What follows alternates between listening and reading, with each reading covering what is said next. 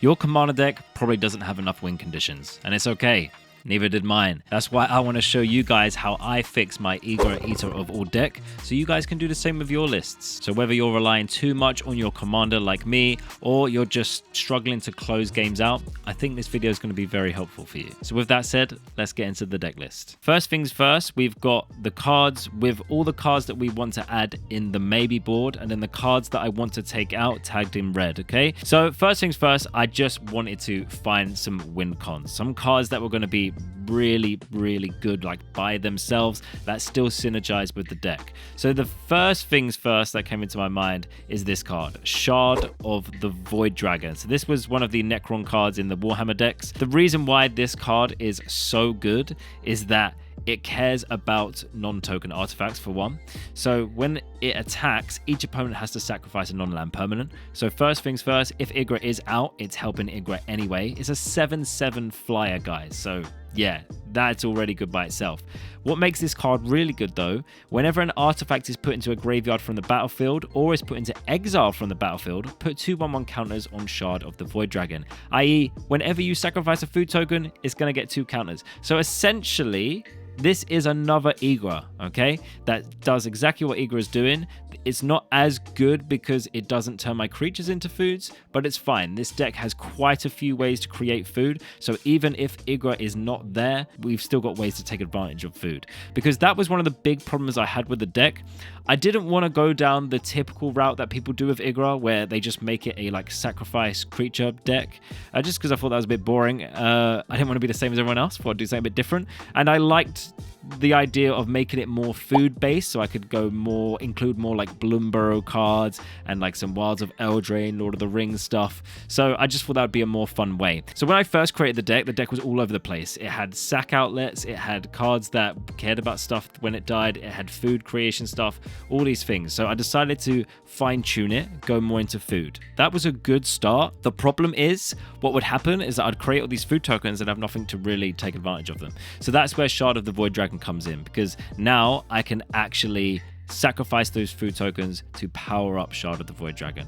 And because it's flying as well, it's like Igra, but it has evasion, which is really nice. And it's serving as removal, making my opponents destroy stuff, okay? It is quite expensive, but again, we're playing more casual commander, so 7 mana is not too bad, especially in a green deck where we can ramp to get it. So yeah, that was the first thing, big win con that I wanted to add. The second one, Lich-Knights Conquest. I cannot believe I did not have this card already in the deck. Sacrifice any number of artifacts, enchantments, and or tokens. Return that many creature cards from your graveyard to the battlefield. So basically, I can play this, sack all my foods, and then bring back as many creatures as I sacked food. So if I have 5 food tokens, I sacrifice 5 foods, and then I get back 5 creatures. It is crazy. I'm going to have lots of creatures in the graveyard because we're sacking them as foods to feed Igra. So it's just so good. And if, like, for example, Igra keeps dying, I can put her in the graveyard if I feel safe that no one has any graveyard hate, and then I can bring her back with stuff like this. Very nice. Even with like Shard of the Void Dragon, if it manages to get into my graveyard, again, I can reanimate it with this, and it's always going to really be nice reanimating these big creatures. So this is what you need to do with your decks, right? You need to look at your deck, figure out what is the theme, okay? What is the main thing the deck is trying to do? So for example, with this deck, with Igra, the theme was food. Igra is a big win con in the deck, but if Igra dies, we still need ways to take advantage of that food. So you need to do the same thing with your deck. Figure out the theme. Don't just, like, for example, the first iteration of this deck I made, all I could think about was just one-shotting people with Igra, which is fantastic until people start to kill Igra, and then the deck does nothing. Some other stuff as well, I wanted to add a little bit more card draw, a little bit more ramp, because I felt like that was really lacking in the deck. So for some card draw, again, that Witch Kite is really good. I also added a Idol of Oblivion. I get to draw a card if I've created a token this turn. I do have to tap it to do that, but it's completely free. So anytime I make a food token, boop, tap, draw a card. I needed to add these arch cards. I really want to start including these, especially in my 2-color decks. So Archdruid's Charm and Arch Enemy's Charm, the new one from Edge of Eternities. The reason these cards are fantastic is because they do multiple things. That is why these cards are so good, guys. So you can, for example, what I've done here, I've taken out 2 removal spells and put these in, which are also removal spells, but also do other stuff. So then we can look at some stuff that I have taken out. So this is more, again, just stuff that maybe just does one thing. So like Lash of the Balrog and Worthy Cost. They're removal spells, but they only remove. Also, I needed to just take out some creatures to make room for these wincons. I've taken out a Solemn Simulacrum. Now, I want to talk about this because obviously this is a commander staple. So first, when you first look at like your deck and you've got one of these in your deck, it could probably just be easy to be like, oh no, I'm not going to take that out. That's always good. But for me, I'm thinking, right, well, I want to be getting Igra out on turn 4, ideally, okay? So I don't want to be playing Solemn Simulacrum on turn 4, then ramp into turn 5, because that's too late. It's too slow. That's why I wanted to include more cards that ramp me on 3, so that I can have enough mana to, when I play my next land drop on turn 5, I have enough to cast Igra. So that's why Solemn Simulacrum had to go away. Tough Cookie I took out, just again, it was just not bringing me enough value. Some cards look really nice on paper, and then you realize in Commander they're not really that great. Yeah, just reanimating a food token for 3 mana to get 4/4 is just not enough. It's just not good enough, guys.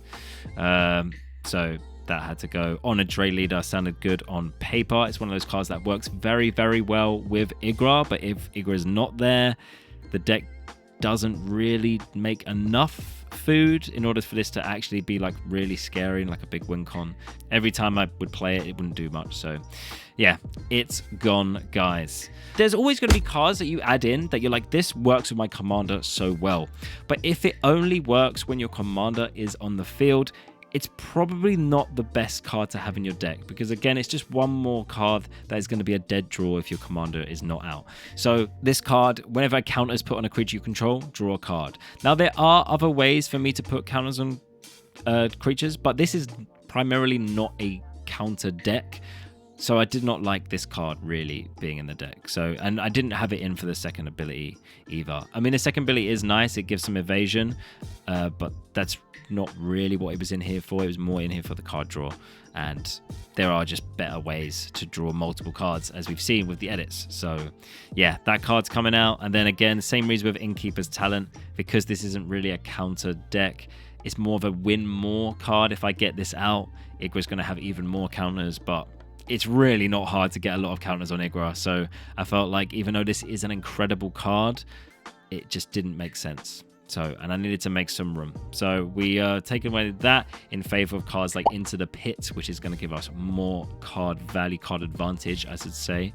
It's given us a sack outlet to take advantage of those foods. And then always playing cards from the top of your library is just so good. And the last thing I wanted to be talking about is upgrading the mana base. So I wanted to get some more lands in here that would just work with the deck a little bit more. Again, taking advantage of the food tokens. So we've got Fountain Port. I can sacrifice the tokens to draw a card. That is primarily what I'm going to be using it for. So I can sacrifice food tokens to draw cards. Really useful. So much more useful than the life gain. We've got Myriad Landscape, just a really nice staple land that's going to allow me to ramp. I've not upset my mana base too much because I've taken out other tap lands.